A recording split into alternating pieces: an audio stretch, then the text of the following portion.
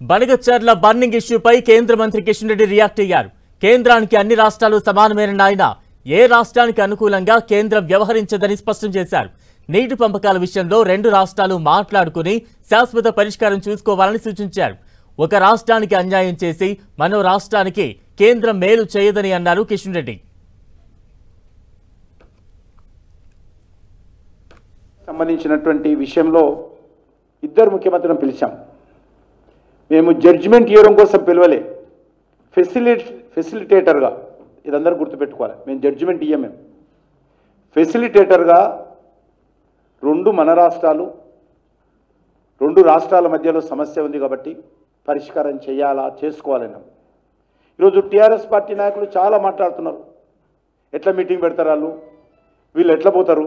కేసీఆర్ ఒక జగన్మోహన్ రెడ్డి గారిని ఆ రోజు ముఖ్యమంత్రిగా ఉన్నప్పటి జగన్మోహన్ రెడ్డి గారిని పిలిచి ప్రగతి భవన్లో ఏ రకంగా గోదావరి నీళ్లు కృష్ణాకు తరలించాలని ఇంజనీర్లు కాదు కేసీఆర్ గారే స్వయంగా మైక్ పట్టుకొని, మీకు తెలుసు కదా మన ముఖ్యమంత్రి గారు మరి అపరిచితుల్లాగా అన్నీ చేస్తాడు.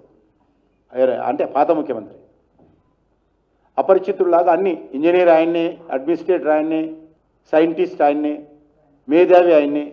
జల వివాదాల పరిష్కారం ఇరు ప్రభుత్వాలు కలిసి రెండు రాష్ట్రాలకు చెందినటువంటి ఇంజనీర్లు కానీ, నిపుణులు కానీ, అధికారులు కానీ ఒక కమిటీ వేసుకోవాలని చెప్పి మొన్న సమావేశంలో వాళ్ళు ఏకాభిప్రాయం వచ్చారు. సంతోషం. ఆ రకంగా కలిసి కూర్చొని చర్చించుకుంటే మంచిది. శ్రీశైలం డ్యాంకు రిపేర్లు చేయాలని, కృష్ణా బేసిన్లో నీటి వినియోగాన్ని లెక్కించేందుకు టెలిమెట్రీ డివైజెస్ను పరికరాలను ఏర్పాటు చేయాలని చెప్పి కూడా మొన్న నిర్ణయం తీసుకున్నారు. కాబట్టి ఏదైనా చర్చల ద్వారా పరిష్కారం చేయాలి. కేంద్ర ప్రభుత్వం ఆ రకంగా ఫెసిలిటేట్ చేస్తుంది, సహకారాన్ని అందిస్తుంది, తీర్పునివ్వడం లేదు. ఆంధ్రకో తెలంగాణకు అనుకూలంగానో, ఈ రాష్ట్రానికి అనుకూలంగా ఆ రాష్ట్రానికి వ్యతిరేకంగానో తీర్పునిచ్చేటువంటి పరిస్థితి లేదు.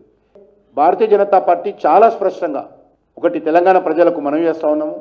ఎట్టి పరిస్థితుల్లో కేంద్ర ప్రభుత్వం కానీ భారతీయ జనతా పార్టీ కానీ తెలంగాణ హక్కులను కాపాడేటువంటి ప్రయత్నంలో వెనుకడుగు వేసే ప్రసక్తి లేదు. అదేవిధంగా ఒక నేషనల్ పార్టీగా రెండు రాష్ట్రాలకు న్యాయం జరగాలని కేంద్ర ప్రభుత్వం కోరుకుంటుంది. ఆ విషయాన్ని మనం దృష్టిలో పెట్టుకోవాలి.